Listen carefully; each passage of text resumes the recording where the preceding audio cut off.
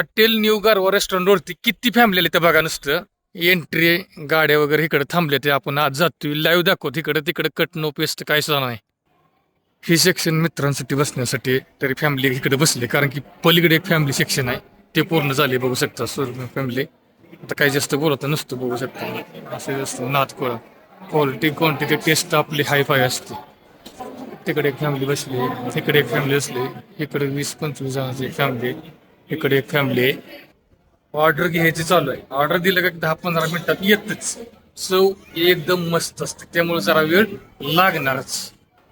इकडं पूर्ण सेक्शन मित्र परिवारावर बसण्यासाठी. अजून आता तुम्हाला तिकडच्या साईडने दाखवतो फॅमिली सेक्शन.